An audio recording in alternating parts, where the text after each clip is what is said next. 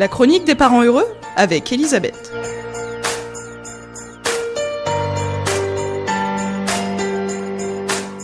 Bonjour Elisabeth. Bonjour Hervé. Alors après avoir construit le cadre pas trop grand, pas trop petit, on a mis les règles dedans, on va sortir du cadre. Ouais, votre ado, là je vais plus m'adresser aux parents d'ados, même ou des grands primaires, vers les 10-11 ans, ils vont quand même avoir tendance à sortir du cadre à certains moments. Et il faut se dire que ça c'est normal, faut pas en avoir peur. Pourquoi ? Parce que sortir du cadre, ça veut dire expérimenter par soi-même ce qui est possible, ce qui n'est pas possible, de quoi je suis capable. Et ça fait partie du développement de l'enfant et de l'ado, c'est normal. Encore faudra-t-il être encore plus solide sur ses limites, parce que si à la moindre tentative de sortir du cadre, on cède, on sera plus du tout crédible et il n'y aura plus de limites. Donc vous pouvez vous représenter ce panneau attention danger, vous savez, sur la route. C'est là, les enfants testent les parents. Voilà, ça teste très très fort. Il y a des périodes, d'ailleurs, vous avez l'impression de ne faire que ça. Il me teste tout le temps. Alors c'est une période de développement de l'enfant. Ça veut dire qu'il est en train de progresser, il est en train de grandir.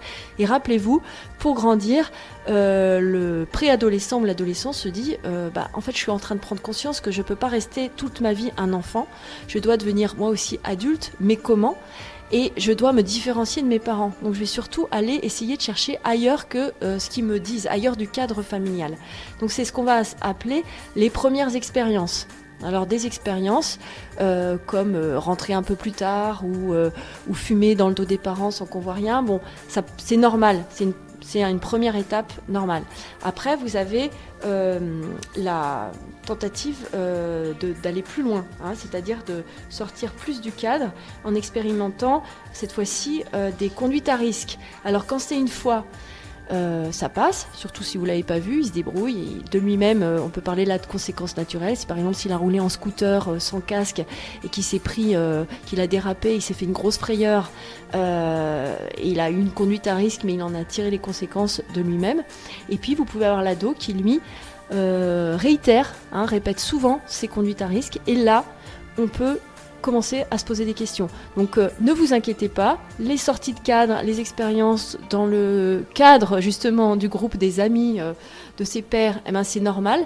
Mais quand vous repérez quand même des tentatives de sortie de cadre très régulières qui peuvent amener à une conduite à risque, là vous pouvez vous interroger. Et c'est là, Hervé, où on peut ressortir les outils qu'on avait déjà vus de l'écoute active. C'est-à-dire que ça servira à rien de crier, ça servira à rien d'enfermer l'enfant dans sa chambre à double tour en disant tu fais plus rien. Ou vous savez, ces grandes menaces, plus de portable pendant un mois, pas de vacances avec tes copains pendant une année, enfin des choses délirantes qu'on n'est pas capable de tenir et qui nous amènent plus de problèmes qu'autre chose. Donc dans ces cas-là, le mieux, c'est d'essayer de s'asseoir à ses côtés ou de montrer dans un silence et dans une disponibilité intérieure qu'on est proche de lui. Ça peut être le moment aussi de rappeler, tu sais, je t'aime, je tiens à toi, fais attention à toi. C'est des petites choses, on oublie souvent quand ils partent pour des soirées ou des sorties où on est un petit peu sur le qui-vive. On va leur rappeler toute la liste du respect des règles. Voilà, on est sur le faire. Mais finalement, est-ce qu'on pense à lui dire « je t'aime » j'ai besoin de toi parce que voilà, j'espère que demain tu seras là. C'est rappeler l'être, c'est rappeler ce qui nous relie entre parents et enfants. Et ça peut avoir peut-être beaucoup plus d'effet dans la responsabilisation de votre ado qu'une longue liste de recommandations. Elisabeth, tout à l'heure, tu nous as parlé de conduite à risque, mais tu sais qu'il y a des enfants qui sont casse-cou, ils sont prêts à recommencer une seconde fois la conduite à risque parce qu'ils n'ont pas tellement bien compris la première fois. Oui, alors pour ces enfants-là, ces ados, en fait, ils cherchent quelque chose quand même. Oui, ils cherchent à se confronter à quelque chose, peut-être à découvrir leurs propres limites. Donc le mieux, moi franchement, je recommande dans ce cas-là, plutôt qu'un long sermon ou des punitions qui vont plutôt l'écraser, il aura envie de refaire des choses dans votre dos, ce sera de le responsabiliser avec les conséquences logiques. Les conséquences, alors on reprend ces conséquences éducatives que l'enfant va expérimenter par lui-même.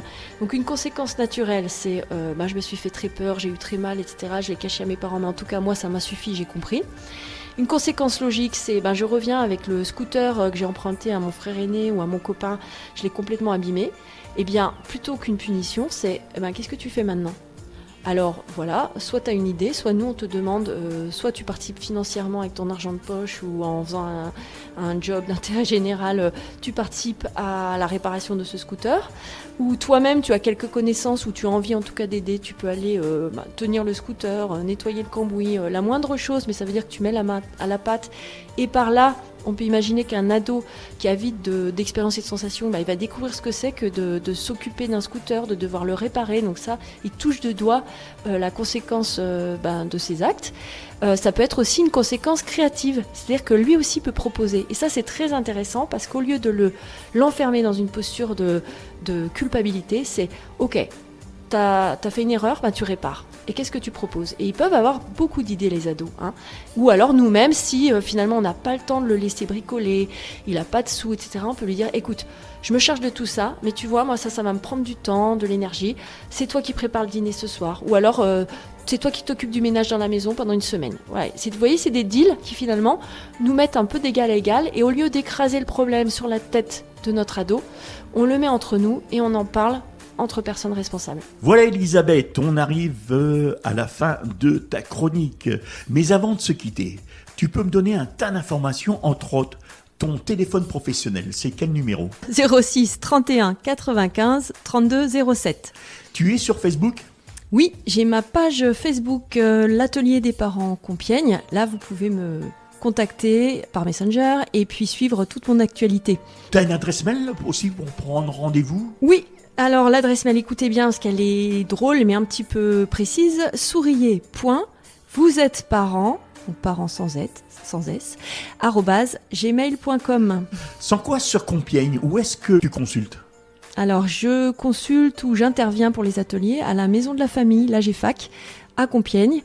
Il y a un numéro de téléphone pour prendre rendez-vous justement pour te Voilà, prendre te des rencontrer. informations, prendre rendez-vous. Alors c'est le téléphone du secrétariat au 03 44 20 39 26. Ils ont un site ? Oui, là aussi vous pouvez les joindre à maison-famille.fr et vous trouverez toutes les informations sur l'AGFAC Maison de la Famille.